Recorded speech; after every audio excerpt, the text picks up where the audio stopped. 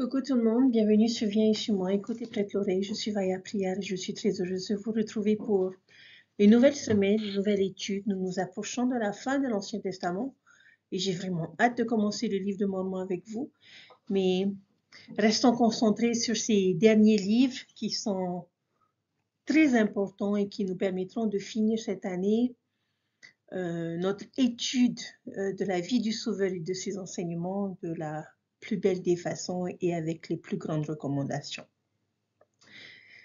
Cette semaine, nous devons étudier les livres de 1, 2, 3 Jean et le livre de Jude.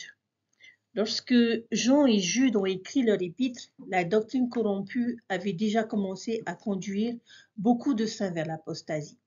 Certains faux docteurs mettaient même en doute le fait que Jésus-Christ soit vraiment venu dans la chair. Que peut faire un dirigeant de l'Église dans une telle situation?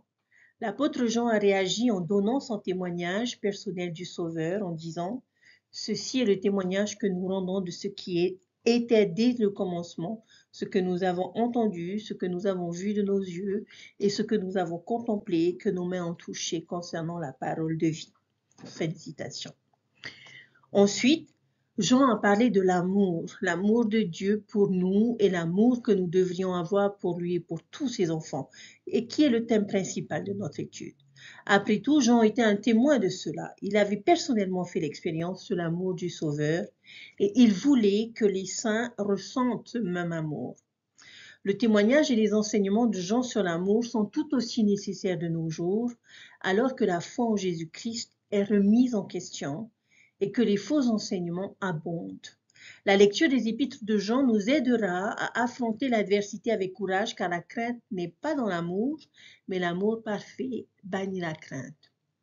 Les 3 épîtres de Jean ont très probablement été écrites par Jean le bien-aimé, bien que certains érudits remettent en question cette conclusion. À mon avis, l'écriture correspond certainement à son style et l'auteur nous dit au début de la lettre que l'auteur était un témoin oculaire du Seigneur ressuscité. Donc, cela correspond. Il est évident que l'auteur est fortement influencé et inspiré par les enseignements de Jésus, à la dernière scène à laquelle Jean était présent, ce qui indique également que l'auteur est Jean le bien-aimé. Et celui qui a écrit ces livres a été particulièrement touché par les enseignements du Christ sur l'amour. Il est vraiment captivé par cette idée selon laquelle l'amour est un attribut central et fondateur de Dieu et de son Fils Jésus-Christ. Par conséquent, hypothétiquement parlant, lorsque Paul se lève et nous dit que le plus grand de tous les dons spirituels est le don de charité, lui, Jean, se lève et crie « Amen, frère ». On ne sait pas exactement quand et où ces livres ont été écrits, mais peut-être à Éphèse entre 70 et 100 après Jésus-Christ, et le public est très probablement constitué de chrétiens juifs vivant dans la région de la Turquie moderne. Le but principal de ces lettres était de confronter les faux enseignements qui surgissaient dans l'Église et qui prétendaient que Jésus-Christ n'était pas réellement mortel avec un corps physique, mais qu'il semblait en avoir un. Par conséquent, Jésus n'a pas été littéralement ressuscité d'entre les morts, une doctrine qui était particulièrement difficile à comprendre pour beaucoup de premiers chrétiens.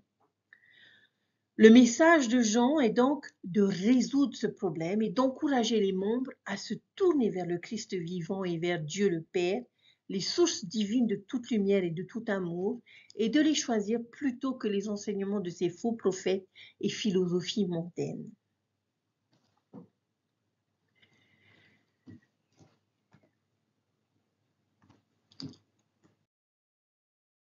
Commençons et plongeons dans nos écritures. Qu'est-ce qui fait un bon parent? Eh bien, être parent peut être l'une des responsabilités les plus difficiles et les plus gratifiantes que nous puissions vivre dans cette vie.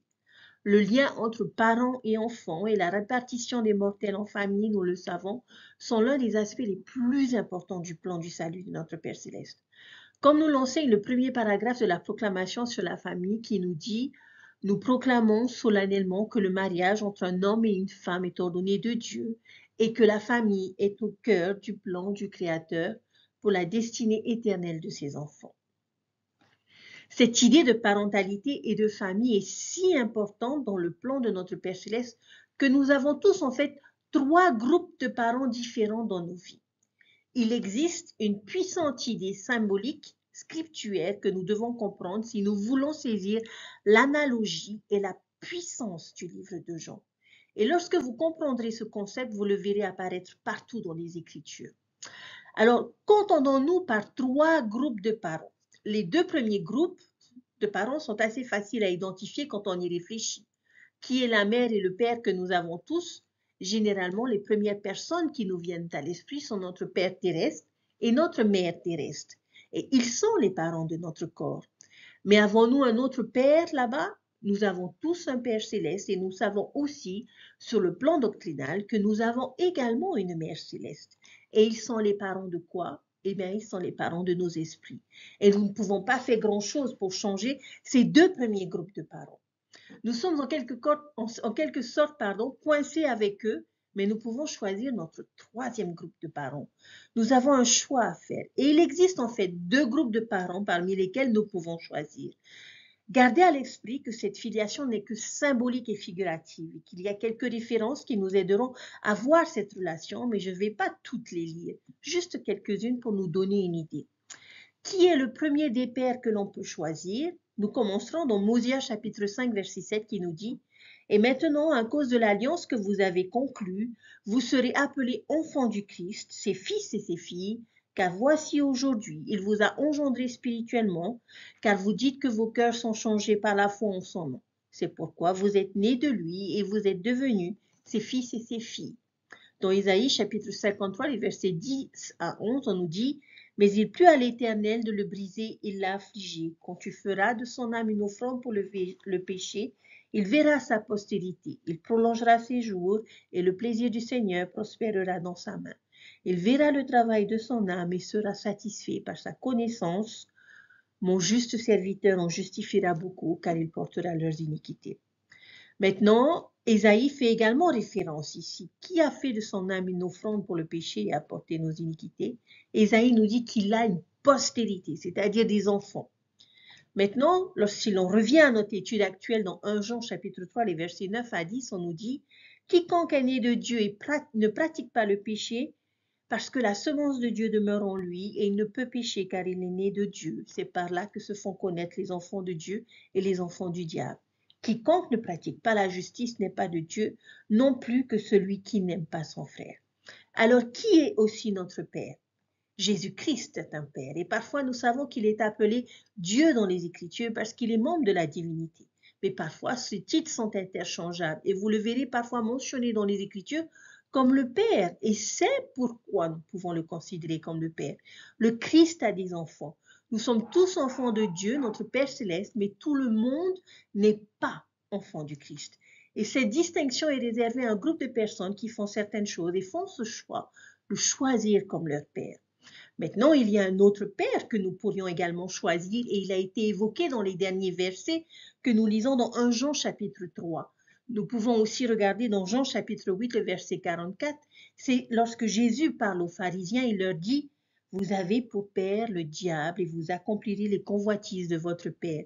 Il était un meurtrier dès le début et il ne demeurait pas dans la vérité car il n'y a pas de vérité en lui.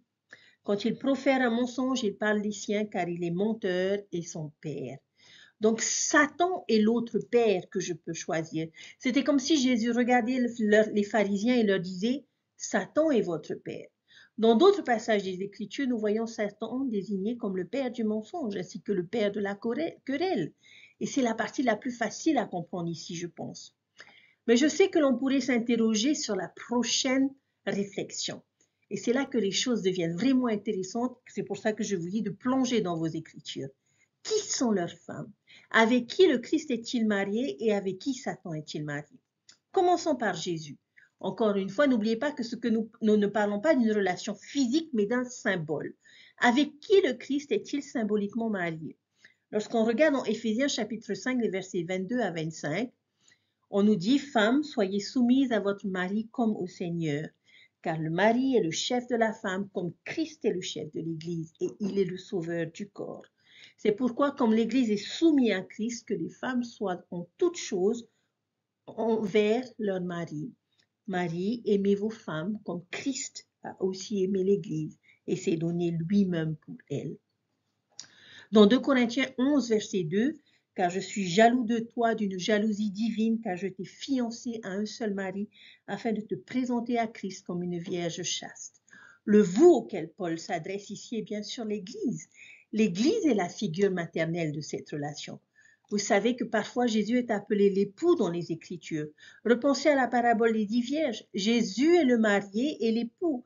C'est parce qu'à la seconde venue, il sera uni à cette épouse, à son Église, à l'épouse.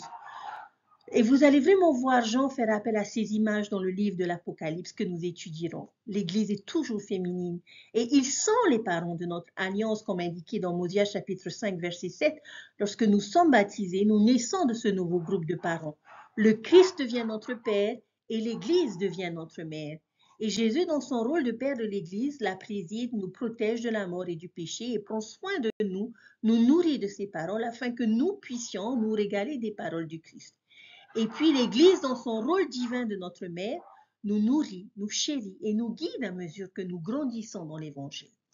Maintenant, qu'en est-il de l'équation qui est la femme symbolique de Satan dans ce cas? Vous pourriez probablement le comprendre en regardant le contraste avec l'autre groupe.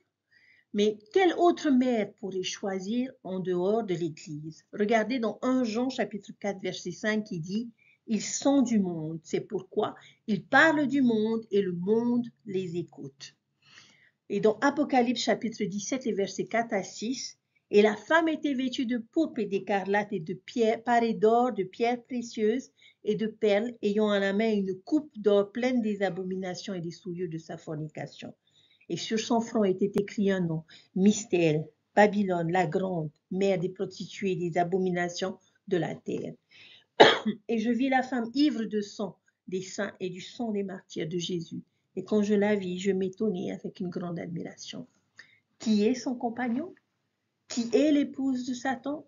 Le monde, ou Babylone, la mère des prostituées. Et quand je dis le monde, je ne parle pas de la terre elle-même comme la terre-mère, je parle de l'église du diable, de cette influence mondaine qui va à l'encontre du royaume de Dieu. Dans les Écritures, l'église de Satan est souvent représentée comme une prostituée, la mère de toutes les abominations.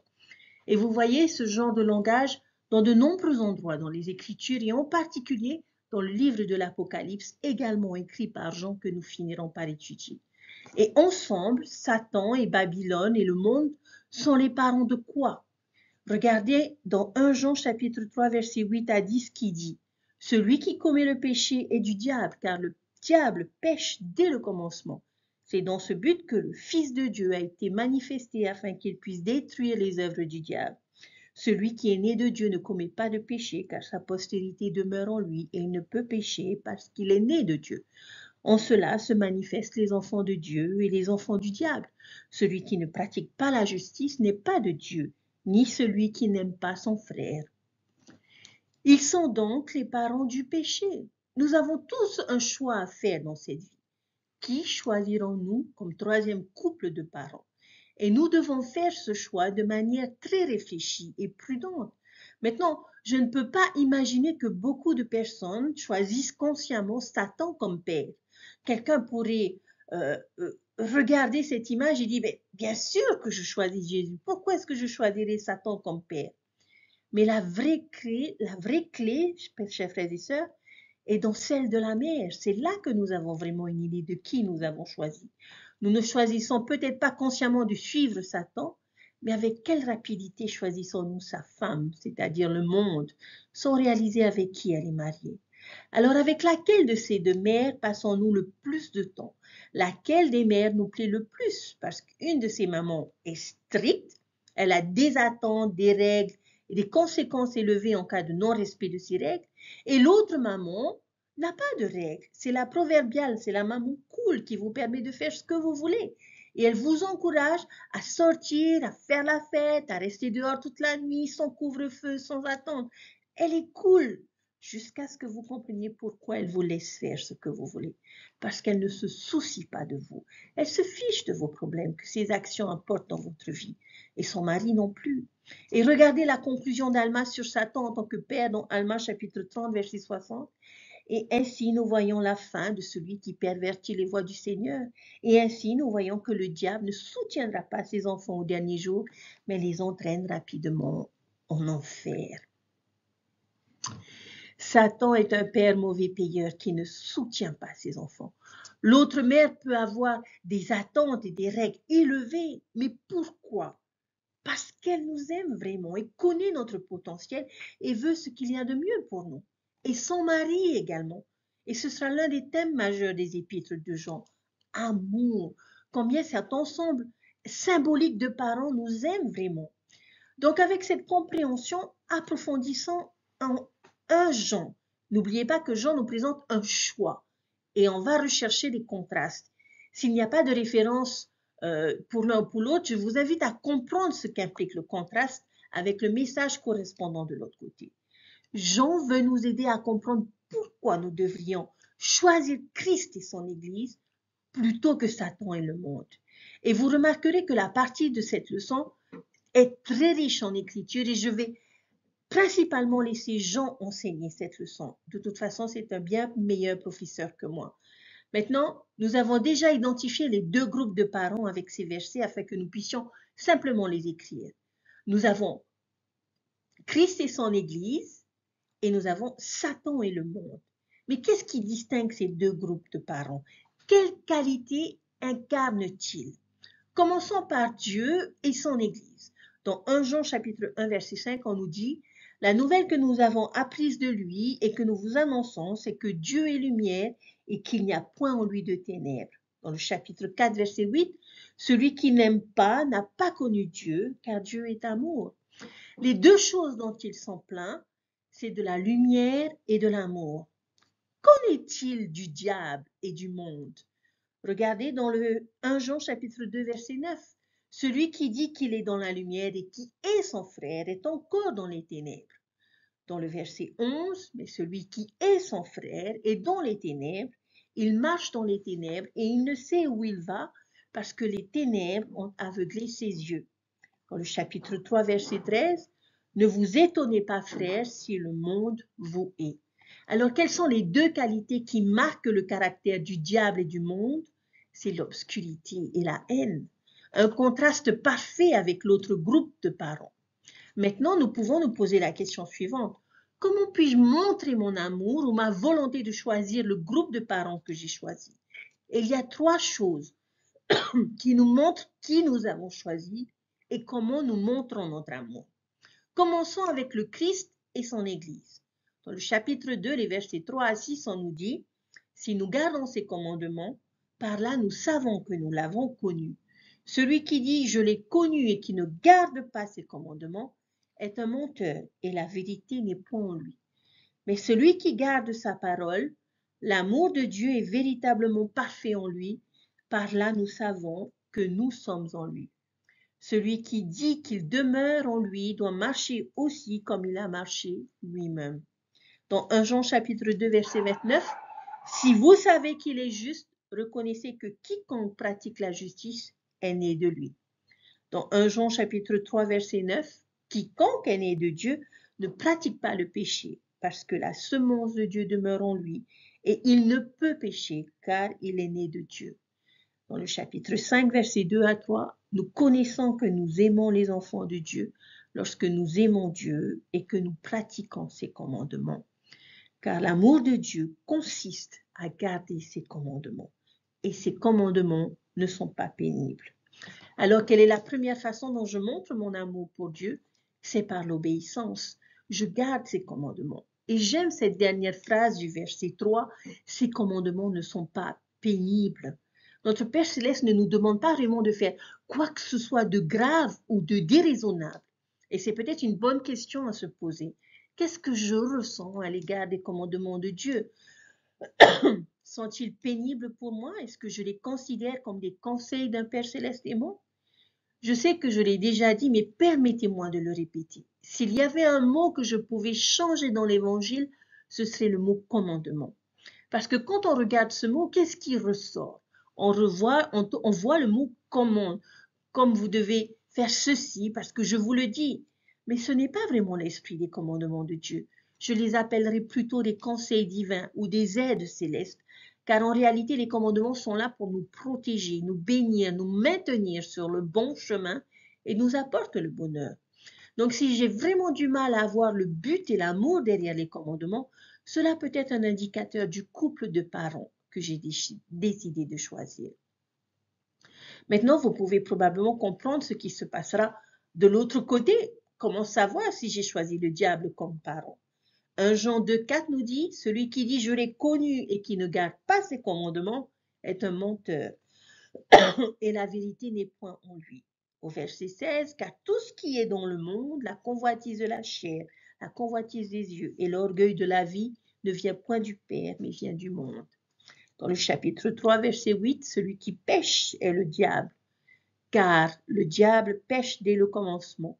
Le Fils de Dieu apparut afin de détruire les œuvres du diable. Au verset 10, c'est par là que se font reconnaître les enfants de Dieu et les enfants du diable. Quiconque ne pratique pas la justice n'est pas de Dieu, non plus que celui qui n'aime pas son frère. Je sais que nous l'avons lu plusieurs fois, mais comment puis-je montrer que j'ai choisi Satan? Je ne respecte pas les commandements, je désobéis, je suis désobéissant. Voyons à présent la deuxième façon dont je peux montrer mon amour. Toujours dans 1 Jean 2, verset 10, celui qui aime son frère demeure dans la lumière et aucune occasion de chute n'est en lui. Au chapitre 4, versets 7 à 8, bien-aimés, aimons-nous les uns les autres, car l'amour est de Dieu, et quiconque aime est né de Dieu et connaît Dieu. Celui qui n'aime pas, il n'a pas connu Dieu, car Dieu est amour. Chapitre 4, verset 11, bien-aimés, si Dieu nous a ainsi aimés, nous devons aussi nous aimer les uns les autres. Verset 21 du chapitre 4, et nous avons de lui ce commandement que celui qui aime Dieu aime aussi son frère. La deuxième façon dont je montre que j'ai choisi Dieu, j'aime mon prochain. Ces deux premières idées devraient probablement nous sembler familières. Lorsque l'on a demandé à Jésus quel était le plus important, qu'a-t-il répondu? Tu aimeras le Seigneur ton Dieu de tout ton cœur, de toute ton âme et de toute ta pensée. C'est le premier et le plus grand commandement. Et voici le second qui lui est semblable. Tu aimeras ton prochain comme toi-même. Maintenant, comment puis-je montrer que j'aime mon prochain? Jean va nous apprendre cela aussi, de deux façons. Dans 1 Jean chapitre 3, verset 16, nous avons connu l'amour en ce qu'il a donné sa vie pour nous. Nous aussi, nous devons donner notre vie pour les frères. Ainsi, la première façon dont je montre mon amour à mon prochain est la façon dont Jésus a montré son amour pour nous. C'est le sacrifice. Je me sacrifie pour les autres et cela ne signifie pas nécessairement donner notre vie physiquement, mais sacrifier nos besoins, nos désirs, notre temps, nos efforts pour les autres. Et il y a l'autre chemin qui vient d'apparaître, qui est celui de si quelqu'un possède les biens du monde et que voyant son frère dans le besoin et lui ferme ses entrailles, comment l'amour de Dieu demeure-t-il en lui? Petits enfants, n'aimons pas en parole et avec la langue, mais en action et avec ses vérités. Comment est-ce que je montre mon amour à mon prochain? Je le sers. J'ai de la compassion pour lui. J'aime mon frère, pas seulement en parole, mais en acte et en vérité. Je montre que je comprends que l'amour est un verbe et non un nom. Et c'est ce que l'Église, c'est ce que Jésus et l'Église nous encouragent à faire. Mais que demande Satan et le monde? Dans le chapitre 2, verset 9, on dit, celui qui dit qu'il est dans la lumière et qu'il haït son frère est encore dans les ténèbres. Au verset 11, mais celui qui haït son frère est dans les ténèbres. Il marche dans les ténèbres et il ne sait où il va parce que les ténèbres ont aveuglé ses yeux. Au chapitre 3, verset 13, ne vous étonnez pas, frères, si le monde vous hait. Chapitre 4, verset 20, si quelqu'un dit « j'aime Dieu » et qu'il haït son frère, c'est un menteur. Car celui qui n'aime pas son frère qu'il voit, comment peut-il aimer Dieu qu'il ne voit pas? Que pensent les enfants de Satan et du monde et de leurs semblables? De la haine pour leurs semblables. Et comment montre-t-il cette haine? Dans Jean chapitre 3, les versets 12 à 15, où l'on nous parle de l'expérience de Caïn et qui a tué son frère. Et pourquoi le tua-t-il? Parce que ses œuvres étaient mauvaises et que celles de son frère étaient justes. Et quiconque haït son frère est un meurtrier, et vous savez qu'aucun meurtrier n'a la vie éternelle demeurant en lui. Jean utilise l'exemple de Caïn pour nous enseigner le principe. Si je montre mon amour pour mon prochain en donnant ma vie, alors à l'inverse, je montre ma haine envers mon prochain en lui ôtant la vie. Encore une fois, il n'est pas nécessaire que ce soit littéral, mais je prends les choses des autres, qu'il s'agisse de leur vie ou de leur bien, de leur esprit ou de leur joie. Je montre ma haine envers mon prochain en tuant et en volant. Et puis, quel est l'inverse? Chapitre 3, verset 17. Si quelqu'un possède les biens du monde et que voyant son frère dans le besoin, il lui ferme ses entrailles, comment l'amour de Dieu demeure-t-il en lui? La deuxième façon à l'opposé de servir, je fais taire les entrailles de ma compassion. Et comme j'aime l'allitération dedans, je vais dire, on snobe notre frère, nous n'aidons pas, nous l'ignorons ainsi que ses besoins. Quelle est la troisième façon dont nous montrons notre amour pour Dieu? Dans le chapitre 4, verset 2, reconnaissez à ceci l'Esprit de Dieu. Tout esprit qui confesse Jésus-Christ venu en chair est de Dieu. Chapitre 4, verset 15, celui qui confessera que Jésus est le Fils de Dieu, Dieu demeure en lui et lui en Dieu. Chapitre 5, verset 1, quiconque croit que Jésus est le Christ est né de Dieu, et quiconque aime celui qui l'a engendré aime aussi celui qui est né de lui. Chapitre 5, verset 5, qui est celui qui a triomphé du monde, sinon celui qui croit que Jésus est le Fils de Dieu? La troisième voie est donc la suivante.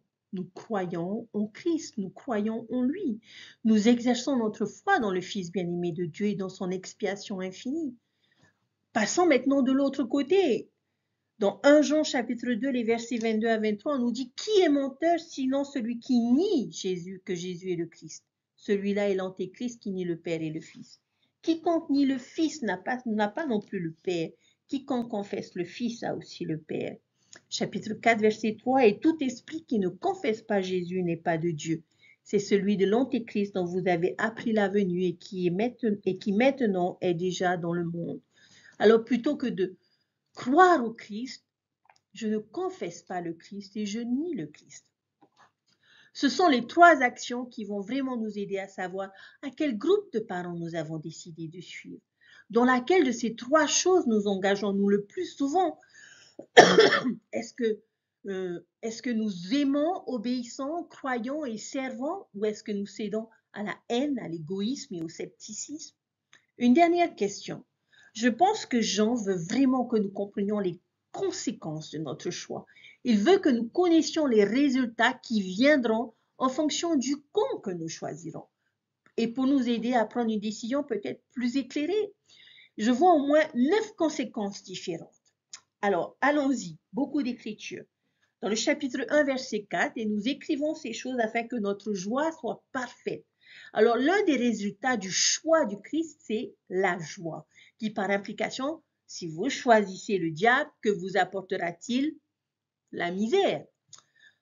La deuxième conséquence, beaucoup de mentions à ce sujet. Chapitre 1, verset 7, mais si nous marchons dans la lumière comme il est lui-même dans la lumière, nous sommes mutuellement en communion et le sang de Jésus, son Fils, nous purifie de tout péché.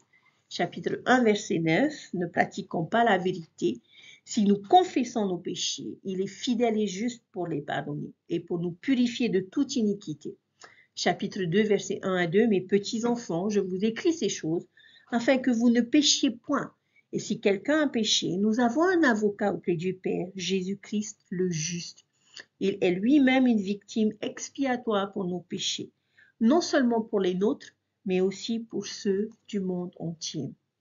Chapitre 2, verset 12 nous dit, « Je vous écris, petits enfants, parce que vos péchés vous sont pardonnés à cause de son nom. » L'une des plus grandes bénédictions et conséquences que nous recevons en choisissant le Christ est que son sang nous purifiera de nos péchés. Oui, le péché est l'un de ces indices qui nous indiquent que nous sommes de l'autre côté.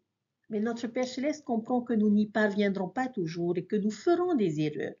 C'est pourquoi il a envoyé son Fils Jésus-Christ pour nous purifier et nous pardonner. Nous n'avons pas besoin de nous décourager ou de nous inquiéter outre mesure lorsque nous échouons. Jésus-Christ, notre avocat sera là pour nous soutenir lors du jugement et dire oui, je sais qu'ils sont coupables, je sais qu'ils ont péché, mais ils m'ont choisi, moi, et ils avaient le désir de me suivre. Alors, s'il te plaît, Père, pardonne-leur leurs péchés et permets-moi de prendre leur jugement sur mes épaules. Nous avons un Père incroyable qui est prêt à défendre ses enfants, à les défendre et à les aider lorsqu'ils commettent des erreurs. Mais si je choisis le diable n'a aucune envie de faire quoi que ce soit pour nous. Il cherche à ce que nous soyons malheureux comme lui, et ainsi nos péchés demeureront. Nos péchés ne sont pas pardonnés. Autre conséquence, chapitre 2, verset 10, celui qui aime son frère demeure dans la lumière et aucune occasion de chute n'est en lui. Ainsi, nous obtenons de la lumière et aucun trébuchement. Nous saurons où aller, nous n'allons pas nous perdre dans cette vie. Nous aurons les idées claires du chemin que nous devons emprunter. D'autre part, 1 Jean chapitre 2, 11, celui qui est son frère est dans les ténèbres et il marche dans les ténèbres et ne sait où il va parce que les ténèbres ont aveuglé ses yeux. Nous allons être perdus et marcher dans les ténèbres. Nous allons être aveugles. Nous allons trébucher dans le noir. Autre conséquence de notre choix, chapitre 2, verset 17. Et le monde passe et sa convoitise aussi, mais celui qui fait la volonté de Dieu demeure éternellement. Chapitre 2, verset 25, et la promesse qu'il nous a faite, c'est la vie éternelle. Chapitre 5, verset 11 à 13, et voici ce qui est attesté. Dieu nous a donné la vie éternelle, et cette vie est en son Fils. Celui qui a le Fils a la vie, et celui qui n'a pas le Fils de Dieu n'a pas la vie. Ces choses que je vous ai écrites à vous qui croyez au nom du Fils de Dieu, afin que vous sachiez que vous avez la vie éternelle et que vous croyez au nom du Fils de Dieu. L'un des plus grands dons de Dieu, la vie éternelle. Qu'en est-il de l'autre con? Chapitre 2, verset 17. Le monde et ses convoitises passent, mais celui qui fait la volonté de Dieu demeure éternellement. Chapitre 3, versets 14 et 15. Nous avons auprès de lui cette assurance que si nous demandons quelque chose selon sa volonté, il nous écoute. Si nous savons qu'il nous écoute, quelque chose que nous demandions, nous savons que nous possédons la chose que nous lui avons demandée. Celui qui a le Fils a la vie, et celui qui n'a pas le Fils n'a pas la vie, c'est la mort spirituelle. Et nous savons qu'il nous écoute pour quoi que ce soit que nous demandons. L'opposé de la vie éternelle est la mort spirituelle. Il demeure dans cette mort pour toujours, une séparation avec notre Père Céleste. Dans 1 Jean chapitre 2, verset 20, une autre conséquence, vous avez reçu l'onction de la part de celui qui est saint et vous avez tous de la connaissance. Verset 27, pour vous l'onction que vous avez reçue de lui demeure en vous et vous n'avez pas besoin qu'on vous enseigne, mais comme son onction vous enseigne toutes choses et qu'elle est véritable et qu'elle n'est point un mensonge, demeurez en lui selon les enseignements qu'elle vous a donnés. Donc, ces deux versets ne sont peut-être pas très clairs, mais je pense qu'il y a une allusion dans les mots onction. Et onction est aussi dans ce que cette onction fait pour nous. Cela nous aide à connaître les choses et nous apprend ce que nous devons faire. Mais si ce n'est pas clair, vous le verrez certainement dans 1 Jean chapitre 3, verset 9. Quiconque est né de Dieu ne pratique pas le péché parce que la semence de Dieu demeure en lui et il ne peut pécher parce qu'il est né de Dieu. Alors, quel est l'un des résultats du choix du Christ et de son Église? Nous avons l'Esprit. Quel est le lien entre une onction et l'Esprit? C'est une énorme connexion. Et c'est ce qui symbolisait le pétrole. Le pétrole était utilisé pour la lumière. Ainsi, lorsque des rois et des prêtres ou des prophètes étaient appelés, ils étaient oints d'huile afin qu'ils aient l'Esprit de Dieu avec eux pour les instruire et les guider dans leur direction. En revanche, si nous choisissons le monde, nous n'aurons pas l'esprit, nous n'aurons pas les conseils, nous ne saurons rien, on ne nous enseignera rien. Autre conséquence, chapitre 1 Jean, chapitre 2, verset 28. Et maintenant, petits enfants, demeurez en lui afin que lorsqu'il paraîtra, nous ayons de l'assurance et qu'à son avènement, nous ne soyons pas confus et éloignés de lui. Chapitre 14, versets 17 à 18. Tel il est, tel nous sommes aussi dans ce monde. C'est en cela que l'amour est parfait en nous, afin que nous ayons de l'assurance au jour du jugement. La crainte n'est pas dans l'amour, mais l'amour parfait bannit la crainte, car la crainte suppose un châtiment et celui qui craint n'est pas parfait dans l'amour. Nous avons donc les deux côtés de la façon dont nous allons nous sentir au jugement. Si j'ai choisi le Christ et son Église, alors j'aurai confiance et l'audace et j'attendrai avec impatience le jugement. Mais si j'ai choisi le monde, je vais avoir la peur. La peur est exactement le contraire de la foi, de la confiance et de l'audace. Aimer Dieu et aimer mon prochain va me remplir de confiance. La haine et la peur vont de pair.